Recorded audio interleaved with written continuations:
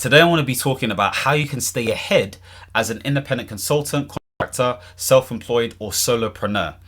Now essentially the way I do it is, number one, I'm focusing on what's happening in market events. What do I mean by this? So really and truly, the markets are going to portray some sort of activity. And this is usually down to some sort of key drivers. This may be down to things like war, interest rates, inflation, things related to technology, or any sort of other sort of socioeconomic factors like the pandemic. We've gone through a whole history of different stuff that you can sort of think about that may affect markets. When the pandemic happened, what happened? It meant that people really couldn't get from A to B.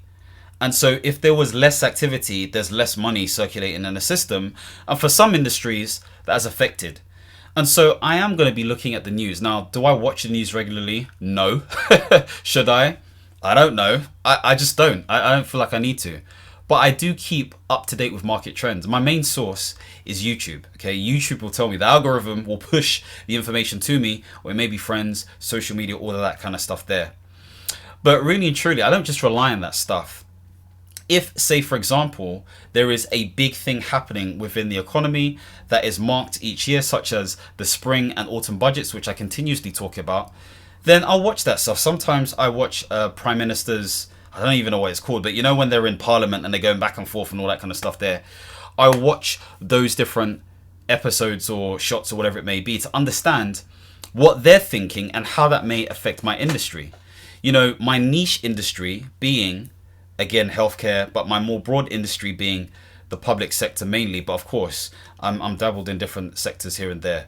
So understanding like the brief and the scope of these different areas is really important. So I get my information from there. Secondly, I will get information from other sources. So there are websites called, I think there's Contractor UK. I think there's Contracts UK. So these are the two that I check. So Contractor UK, I'm just looking at my notes here. And there's also Consultancy UK. That's another one. So these are ones that I check out in terms of understanding what their perspective is. And the reason I do that is because I want to see if what I'm thinking is what they're thinking and if there's anything else that's missed out. So Contract Calculators one, Contractor UK. There's a few others. I think there's McKinsey Insights is another good one. And I want to say, well, I would say the Harvard Business Review, but I feel like the Harvard Business Review is more long-term thinking. I did subscribe for their subscription back in the day, but I kind of revoked the subscription because I felt like I don't need it right now. But the point being made is the first few that I spoke about are pretty good sources, and you can sign up to their newsletters to find out more information in terms of what their views and perspectives are in terms of what the market looks like specifically. And again, I think another sort of like source is LinkedIn actually. And it's not necessarily like LinkedIn articles and all this kind of stuff there. You typically will get individuals like myself or like yourself who curate or share ideas centered around what they think in relation to their industry. Okay, so these are really good sources of information when it comes to understanding how you can adapt and all that kind of stuff there. Another sort of source that I think is quite useful for me is speaking to recruiters. It's been hard to maintain relationship with recruiters lately because they're trying to, like, it's a difficult market for them. You know, I'll be very honest. But when I do get the opportunity to speak to them, whether it's old or new, the first question I'm asking is, what does the market look like at the moment? What do you think is affecting the market? Have you seen many roles like this? I'm going to ask those questions so that I can get a good idea, you know? Right now, as we're speaking, I've had some people say, well, it's still a bit quiet. And then others say it's picking up. It's picking up. I'm getting more coming through. And so with that in mind, it depends who you're speaking to. It depends on the sector, all of that kind of stuff. So bear that stuff in mind. Another way to sort of like stay ahead and just, make sure that whatever you get in terms of that information to enable you to stay informed is to have the right level of investment in learning or education. Okay, now this comes in many different ways. You can have structured education and unstructured education. So for me, I like the unstructured type because it keeps me ahead. And so that unstructured type is really learning things via, again, YouTube's a big source for me. I'm not going to lie to you. When it comes to the AI space, not just with AI, but the agentic tools, i.e. with automation and AI. I love looking at that stuff. I love seeing what people are talking about when it comes to the consulting or contracting industry, or even just my sort of like space, okay, project management. And it's not always going to be the same thing. But in addition to that, I am looking at stuff centered around economics and politics and all of this stuff so I could get a well-rounded idea. For those of you who are investors or trade or all of that kind of stuff there, if you're in what I think is called the fundamental side of things, you may be looking at interest rates, you may be looking at inflation, you may be looking at, you know, some policy changes that may be happening, etc., or what may be happening with COT reports and all of that stuff, so that you get an informed idea of whether the sort of like economics of your country or of a market is bullish or bearish. Okay, why do I say this stuff? Because it gives you a good idea of how it affects your industry. So when you're looking at economics, when you're looking at social mobility, when you're looking at things centered around politics as well and labor markets, they're all linked, they're all connected. I noticed that the investment cycles, you know, fit with the labor cycles. Why? Because obviously the labor cycles require human capital. I hate saying that, but people to work, should we say.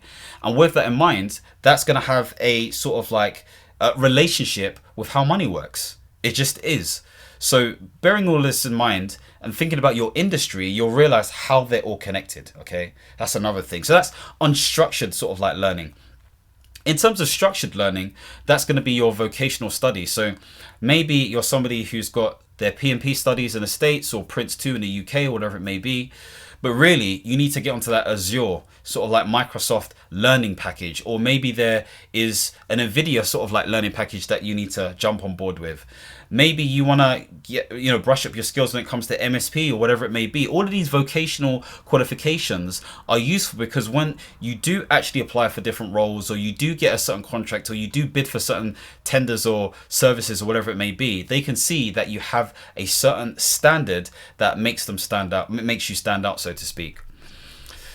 The other thing to look at is, what do the trends look like? Okay, so when I am looking at some of this stuff from, I guess, from a government standpoint, from an industry standpoint, whatever it may be, I am trying to work out, what does the trend feel like or look like?